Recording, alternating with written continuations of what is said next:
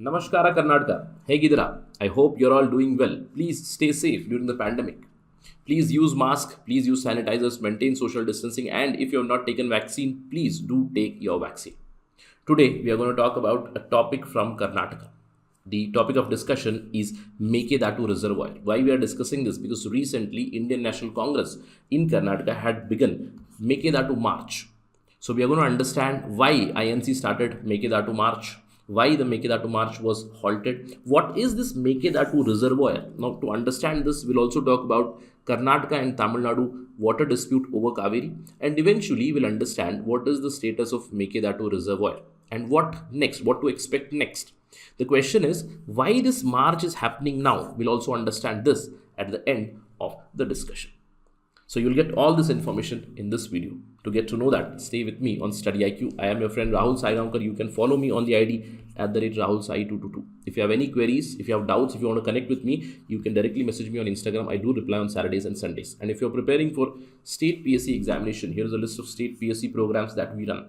We have Tamil Nadu PSC exam, we have KPSC exam also. Just visit the details here to know more about us and to avail these services. Right, let's begin the discussion. Why we are talking about Mekedatu at all?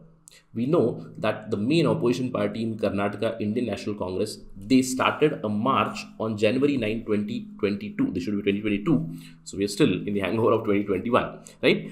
On January 9, 2022, they started a march. This march was supposed to run for 10 days. They were supposed to travel 100 kilometers. Again, the main reason was the implementation of Mekedatu project on River Kaveri, which is near to Tamil Nadu border. Now this Mekedatu project, it is a reservoir project which aims to supply drinking water to Bengaluru and surrounding areas. Now, this Mekedatu project has become a bone of contention between Karnataka and Tamil Nadu. But now, the Indian National Congress, it started a march. This march was halted at the behest of the Karnataka High Court. The Karnataka High Court asked the question to the government as well as Congress to explain their actions. That why such a march is needed right now in the midst of Covid-19 pandemic. We all know that Omicron has hit the country. Omicron cases are continuously rising, and in Karnataka we see thousands of cases. In fact, more than 30,000 cases are being seen in Karnataka every day. Why in such times of crisis that a march is being run by the opposition party? This was questioned. Now when High Court intervened, the Karnataka Pradesh Congress Committee decided to temporarily suspend this particular march. But this has again brought the focus on Mekedatu. So we'll try to understand what is this Mekedatu issue. What is this Mekedatu Reservoir project? But to understand Mekedatu, one needs to understand the dispute. And to understand the dispute, we need to talk about the Kaveri River.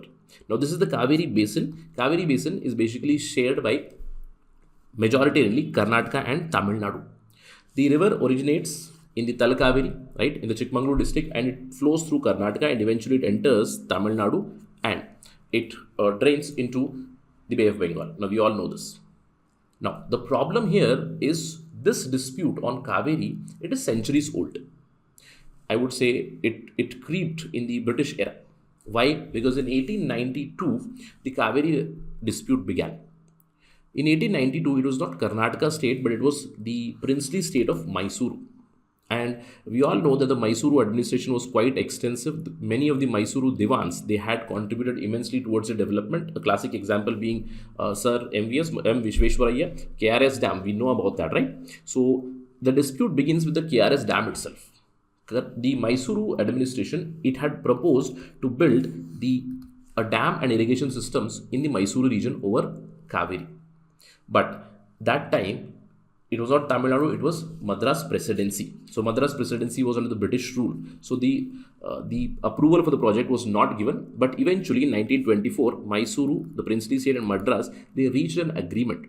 And through this agreement, KRS was built eventually. And the water sharing agreement would survive for 50 years. Later on, it would be reviewed. So in 1924, they reached an agreement. And of course, in this agreement, Madras Presidency got more and more benefits because Madras Presidency belonged to British itself. Now, till 1974, there was no problem. There should not have been any problem because for 50 years, this agreement stood. But as the year 1974 was reaching, in 1970 itself, the Tamil Nadu government in the independent India, they asked the central government to intervene with respect to Kaveri water. In 1974, the agreement lapsed. Now, in 1986, again, Tamil Nadu approached. First time they approached in 1970 itself, but there was no action on it. In 1986, Tamil Nadu again approached the central government to set up the Kaveri River Dispute Tribunal, because we know that under Constitution, if there is a dispute over a river between two states, then center should intervene and center should set up a tribunal for river water disputes. Now, this did not happen. Now, we see that since 1974, no action was taken. Eventually, in 1990, the Kaveri Water Dispute Tribunal was set up. It was headed by Justice Chittadosh Mukherjee. Now, so just look at the numbers here. In 1974, the agreement lapsed. The Water Tribunal came in 1990, and eventually it gave its interim order in 1991. It asked Karnataka government to release 205,000 million cubic feet of water to Tamil Nadu every year. Right? In December 1991, Karnataka brought an ordinance in their assembly to nullify this particular order. Now, the issue lingers on, issue goes on. First thing you need to understand, it was an interim order, not the complete order. So from 1974, the issue goes on, the water dispute is going on. Now, both the states, Tamil Nadu as well as Karnataka, now they are in a competition to build more and more infrastructure on this particular river. Eventually, in 1998, Kaveri River Authority was constituted to implement the interim award itself. Now, in 2002, the Kaveri River Water Authority, it again directed Karnataka to release 9,000 cusecs water per day. And every time this happens, mainly the problem comes in summer when there is water scarcity. Orders go to Karnataka, Karnataka fails to comply. Some orders go to Tamil Nadu, they fail to comply. This problem goes on. Eventually, in 2007, the Kaveri Water Dispute Tribunal eventually passed a final order where 30 TMC feet water went to Kerala, 270 TMC feet for Karnataka, 419 TMC feet for Tamil Nadu, and 7 TMC feet to Puducherry. But again, the order was not implemented. Why? Because continuously, through one way or the other way, people reached Supreme Court challenging this particular verdict. Now, in 2013, the center finally notified the award on the direction of Supreme Court itself, because by this time, multiple petitions had gone into Supreme Court, some citing violation of Article 21, some citing other violations, Article 19, right to profession. Agriculturists challenged it there through special leave petition under Article 136. Many people challenged.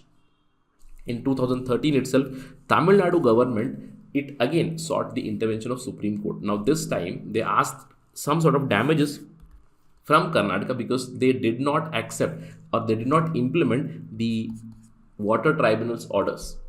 In 2016, again, Tamil Nadu filed a petition seeking a direction to state of Karnataka to release waters which were allocated to it.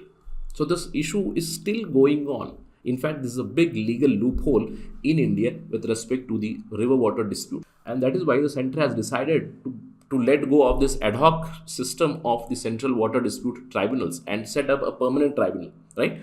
But if you talk about the Karnataka Tamil Nadu issue, eventually in 2018, 16 February 2018, the Supreme Court said, water is an interstate asset. Nobody can claim their ownership over the water. And eventually, the split in 2018 was like this. 404 TMC feet was awarded, again, to Tamil Nadu, 285 to Karnataka, 30 to Kerala, and 7 to Puducherry. Now, this was the 2018 final order. Now, we all thought in 2018, this issue would resolve, the dispute would resolve. But this is not the final end, or this is not the end of this dispute, because again, the issue has cropped up because recently the former Chief Minister of Karnataka, B.S. Yediyurappa, had asked the officials to prepare a plan for Mekedatu.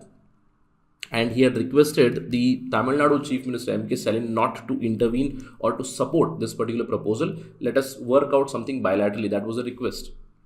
And Tamil Nadu had clearly rejected this.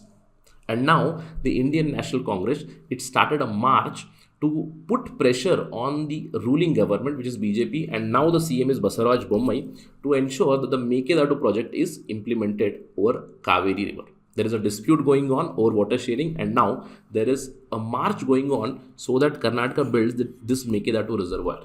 In fact, the current CM has already told, I am ready to implement the Mekedatu. You end your march right now. Now, let's talk about this Mekedatu issue. We all know that there is already a water sharing issue that is going on, and Mekedatu is at the center of attraction now. This Mekedatu project, it is a water reservoir project. The reservoir is going to be built in Ontigodlu. Now, Ontigodlu is about 1.5 kilometers from Mekedatu. Mekedatu literally translates to cross the goat, right? Or goat's leap, right? This Mekedatu comes in Ramnagar district, again in South Karnataka, at the confluence of river Kaveri and river Arkavati. Now, please note that Mekedatu comes just 4 kilometers from Tamil Nadu. It is about 100 kilometers from Bangalore. So, this reservoir is being built right at the border between Karnataka and Tamil Nadu. The capacity of the project is planned to be 67 TMC feet. And out of this, electricity would also be generated about 400 megawatt. Now, the entire project has been planned and the area for this needed is about 5,252 hectares, out of which about 1,900 hectares of reserve forest would also be flooded because of this. Please note this. Now, this project, as I told you, it comes very close to the border, and already Tamil Nadu has raised objections against this. Tamil Nadu has raised objection that there is deficit in Kaveri basin, and whatever points are raised by Tamil Nadu, the Central Water Commission has also highlighted that Karnataka and Tamil Nadu, they have to sit together, and the points raised by Tamil Nadu, they have to be taken into consideration. Now, if we talk about the Mekedatu project, already a march is going on. Where are we? Are we even close to building the Mekedatu project? That is the question.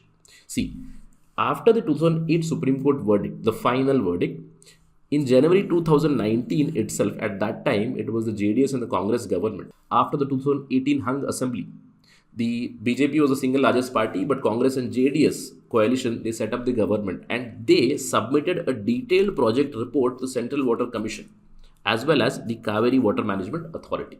Now, please remember, a detailed project report has been submitted, but this DPR is not yet approved.